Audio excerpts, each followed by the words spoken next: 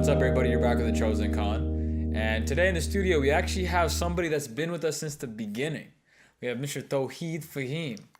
So, what do I mean by you were with us from the beginning? Can you explain to the people that are watching? Well, in the beginning, if you saw the gigantic name plastered on the back of the wall, I did that. Yes, he created the Chosen Con logo. That was him, man. You're the reason that we actually had nice... Well, no. That was Luke made wonderful videos, but you're the reason why it aesthetically looks so good. So now we don't have the logo on the wall yet. We're still contemplating. We got to make life decisions. But it was all thanks to you, man. And it was incredible. Yeah. Right? I got to watch you for 2 hours put that on the wall, and it just blew my mind. Because as you could tell, like, I have a hard time drawing straight lines and things like that. You know what I mean? Writing my own name. But today in the episode, what do we talk about, man? Dive into a little bit about my past, a little bit about me, about what I've been working on, and what it kind of means to just keep on going as an artist. Yeah, we talk about your whole origin story. Yeah. And then we talk a lot about your, like you just said, what you've been working on and the creative process. Yeah. Right? So if you check out the full podcast, you'll see that we dived into a couple of different stories. Now, one first story I want to talk about was what happened at BCMA. So you went to BC Muslim school in Richmond. What did you do? You served, what was it? What do you always like to say? I served my 9 years. He served his 9 years at the Muslim school. And then you were telling me there was an incident while you were at the school in regards to calligraphy. What happened? So we had these murals painted on like the first floor. Yeah. And on the first floor, like there's one right by the main office and right across the main office. So instead of having just like a wall like straight like this, it's actually like cut off like that. Yeah. So when you go, there's like a little there's like a circular design of Bismillah ar-Rahman ar-Rahim done in like a star. Yeah. So one day when I was going, I was trying to, I'm like, oh, I want to see the end of the sticker. How old were sticker. you at this time? Maybe I was at grade 6. Grade 6, okay. Yeah. So you're rolling up. I'm trying to envision this. No beard, Tauheed. You roll up to grade 6. You walk around the hallway. Mustache. Yeah, dirty mustache. That's a given. And then you were looking at this thing on the wall. And then what were you doing? I'm like, I want to see the end of the sticker. Because for the longest time, I thought it was a sticker printed out. Yeah. And then I'm like looking at the wall, feeling the wall, trying to find the end of the sticker. And then Imam Ziad, who was the vice principal at the time, he walked by. He's like, Tauheed, what are you doing? Yeah. I'm like, oh, I'm trying to find the end of the sticker. He's like, what sticker? I'm like, sticker on the wall? He's like, there's no sticker on the wall. I'm like, this is a sticker, isn't it? He's like, no, it's done by hand. I'm like, no, it's not. He's like, I did it. I'm like, oh, mind blown. That was the moment we were like, holy crap. Because people thought that was a sticker.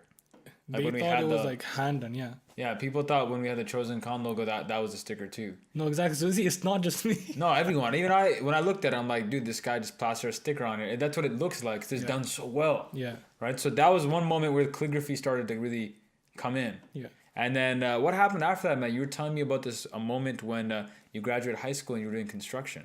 I mean, your mom and you guys, something happened. So you want to talk about that? Yeah. So I just came home and I was like really tired. And then, what were you doing? Like with construction? I was like doing the electrical work and the draft work for them. Yeah. So they would have like all their drawings on paper and they would do it by pencil and they needed to have printouts so that they could take onto the field. So the master plan was there and they wanted me to transpose whatever's there onto the computer so people could So you're print still doing creative work in construction. Okay. So I came home and then one night and mom looked at me and was like, can you do this for the next 10 years? Like, do you really want to do this? I was like, no. Yeah, she said that to you, huh? She's just like, because your mom saw that you were just burning out, right? Oh yeah, I was burning out quick. Yeah. Even worse than I do now.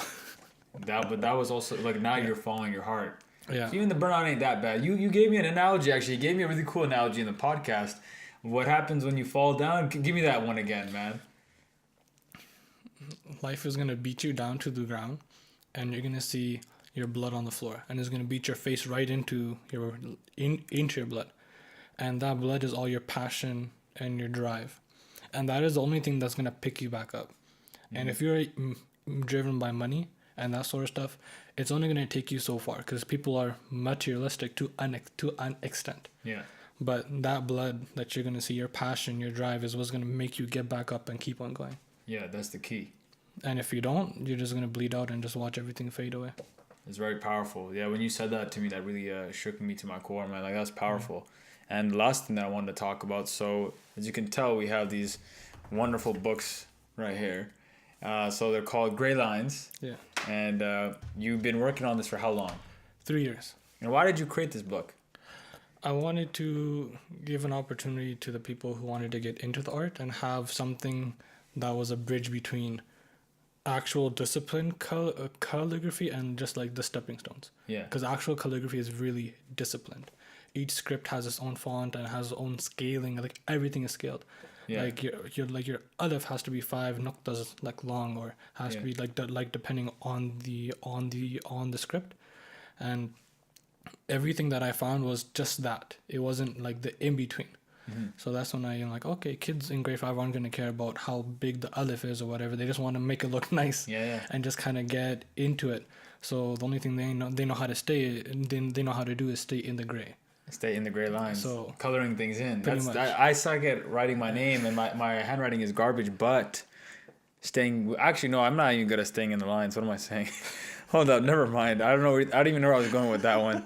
But yeah, that's powerful. And so now, for people, if they want to get this book, where can they get it? I have a Launch Good campaign going until December 31st. Yeah. You can type in launchgood.com/graylines and pick it up there.